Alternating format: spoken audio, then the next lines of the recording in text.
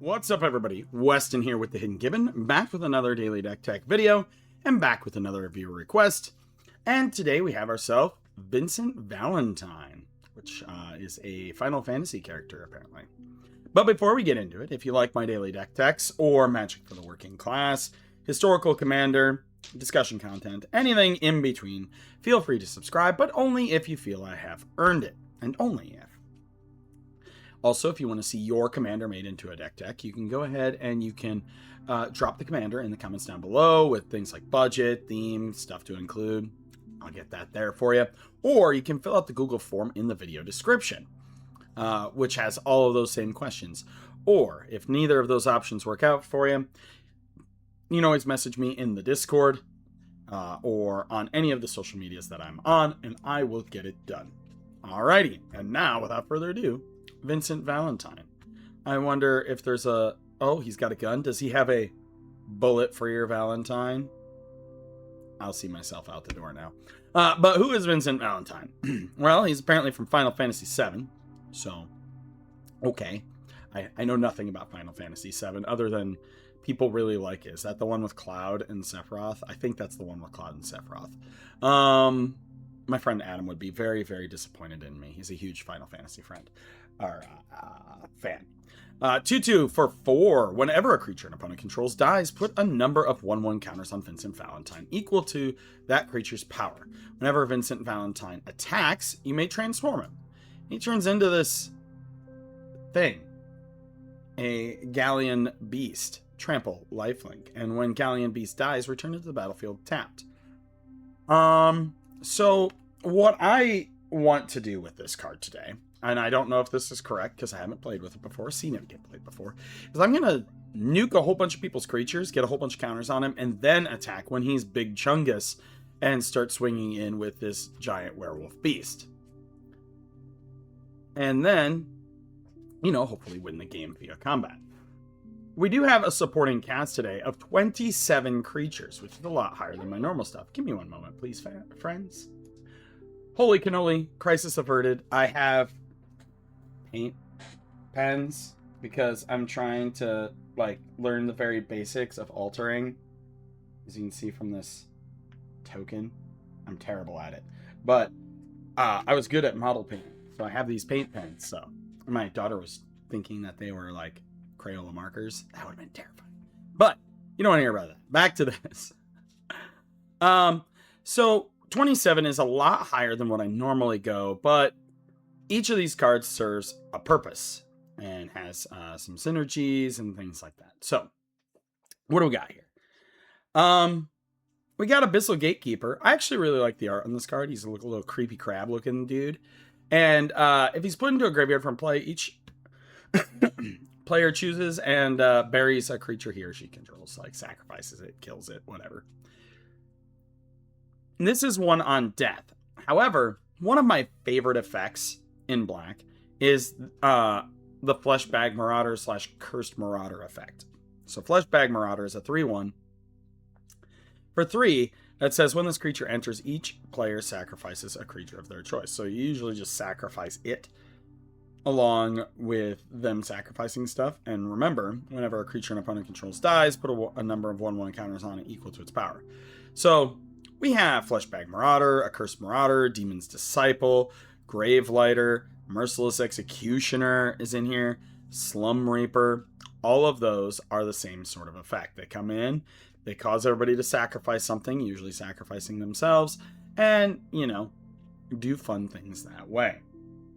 Love these effects. Pretty much if there's a mono black deck, I'll be running that cares at all about stuff dying. These will go in it. I have Archfiend of Depravity in here.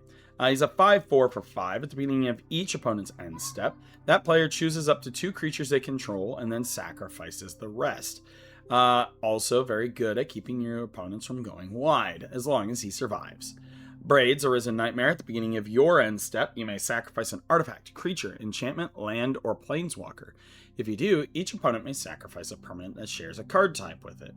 For each opponent who doesn't, that player loses 2 life and you draw a card. So, honestly, you get Massacre a girl out there, she already did what she needs to do. Sack her to the Braids, or sack the Abyssal Gatekeeper And when they don't want to sacrifice stuff, you get to draw cards which will replace these tools. We got Dark Confidant in here. At the beginning of your upkeep, reveal the top card of your library. Put that card in your hand. You lose life equal to its mana value. Good old Bob. We have Drivnod, Carnage Dominus. If a creature dying causes a triggered ability of a permanent you control to trigger, that ability triggers an additional time. This card's just solidly good. And then you can pay double Phyrexian Black and exile 3 creature cards from your graveyard. Put an indestructible counter on Drivnod. Making an 8/3 indestructible is nothing to balk at. Gaius Van Baelsar. He's a 3/2 for 4 that when he enters, you can have each... He's in the same vein as these, but a little varied. You can have each player sacrifice a creature token of their choice. Each player sacrifices a non-token creature of their choice. Each player sacrifices an enchantment of their choice. Pretty versatile and also counts as enchantment removal in black, which is fine. Maha, it's Feather's Knight, with its absolutely gorgeous art. Flying, trample, ward, discard a card, and creatures your opponents control have base toughness of 1. This is exceptionally good once you've killed a few things, and you bring in the trampling werewolf Vincent.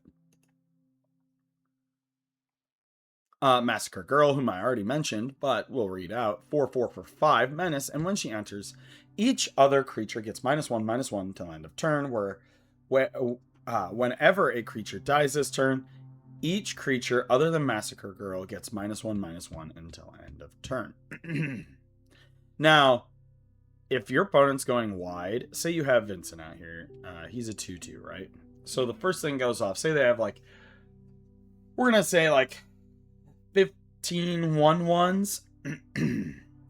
So he'll get the 15 counters on him, and then this will go off 15 more times, and every time it kills stuff, it will grow him. Hopefully you have enough stuff to not die immediately. Massacre Worm. When it enters, creatures your opponents control get -2/-2 until end of turn, and whenever a creature an opponent controls dies, that player loses 2 life. We have Modok, flying and lifelink, 2/2 for 5, and you can pay 3 life to have him connive, which you know is draw a card, discard a card, and if you discard a non-land card this way, you put a 1/1 counter on this creature.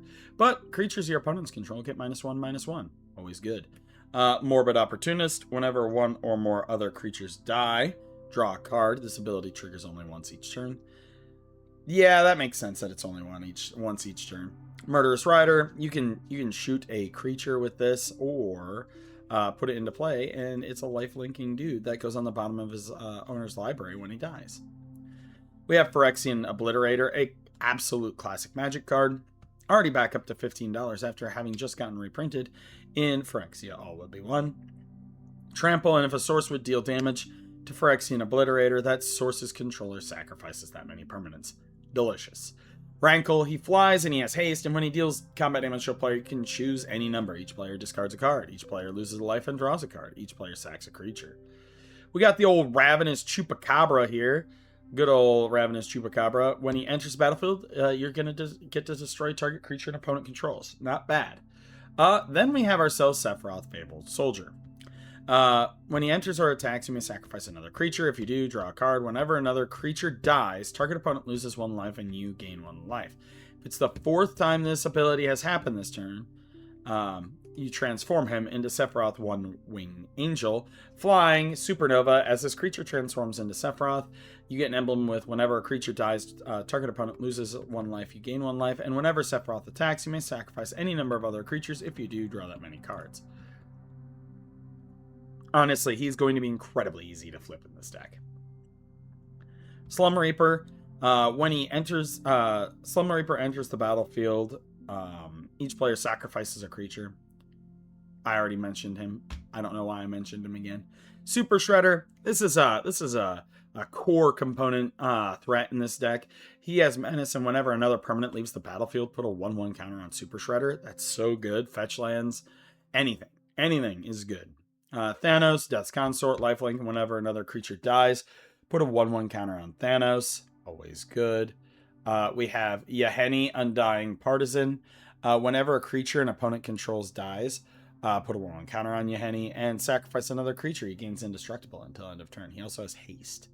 And then we have Zodiarch, Umbral God. Indestructible, and when he enters, each player sacrifices half the non-god creatures they control of their choice rounded down. Whenever a player sacrifices another creature, put a 1/1 counter on Zodiark. So he gets...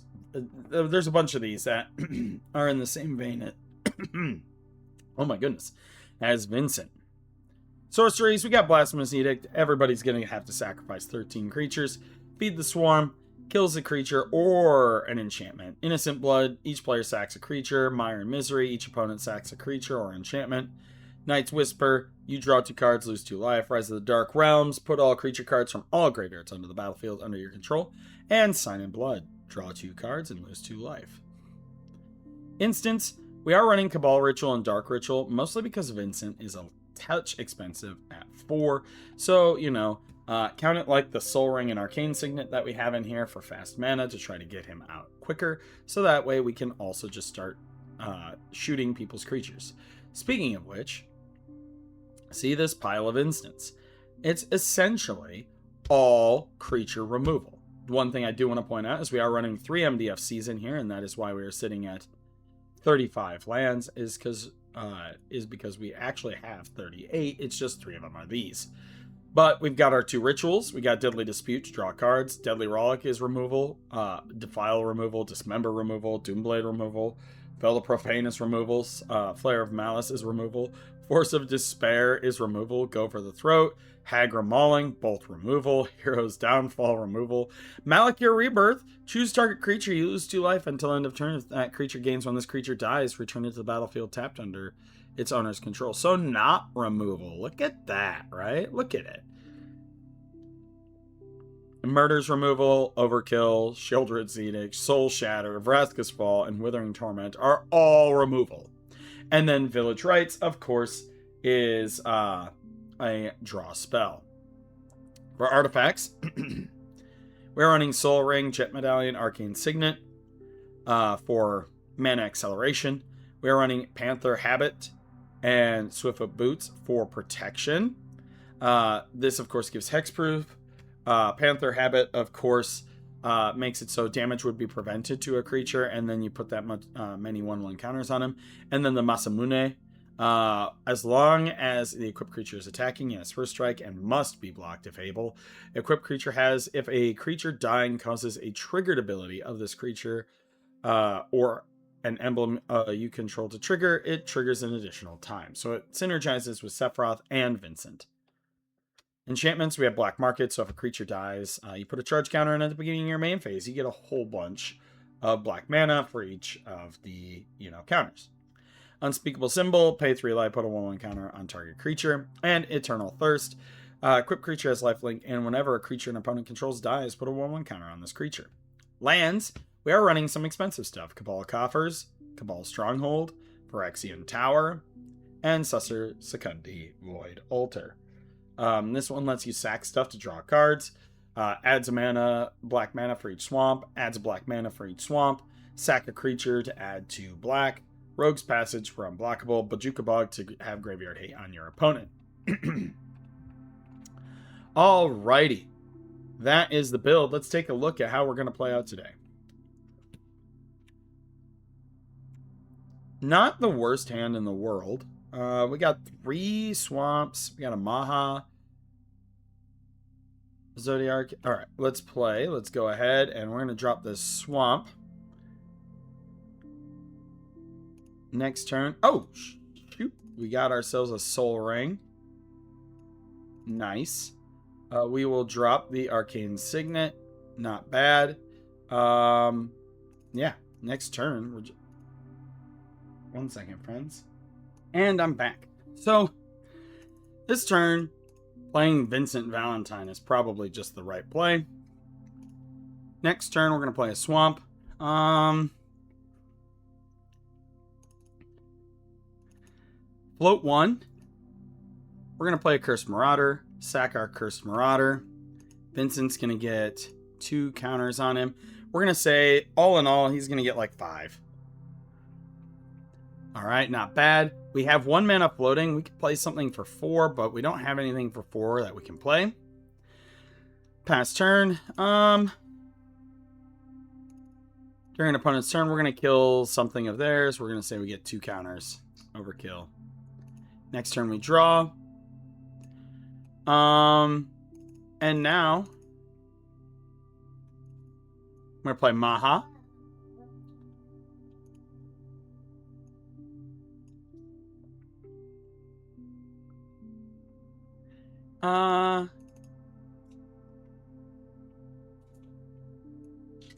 Dark Confidant can go out there. Beginning of the next turn, we look at that. We lose 4. Ouch. And we draw for turn. Play a Swamp. Now, Massacre Worm can run out, but we already have Vincent being like a 9/9, and so attacking with him will turn him over, and he's attacking for 10 with Trample and Lifelink, right? Oh, sorry, I have an apple. I don't know why I picked my apple back up. But yeah, so kind of get the gist of it, right? We are going to want to be doing attacks, making opponents sacrifice things, and just being incredibly aggressive. Making sure that we manage our opponent's threats on the board is incredibly vital. Now, if you want to upgrade this deck and put in things like Game Changers or really go higher budget, I would recommend things like Ancient Tomb for fast mana. I would recommend Bolas Citadel, Demonic Tutor or Vampiric Tutor, whichever one you so choose, and probably an Orcish Bowmasters, to be honest. But yeah, let me know what you think in the comments down below. As always, I'm Weston with the Hidden Gibbon. I'm going to go finish my apple, and I hope you all have a wonderful day.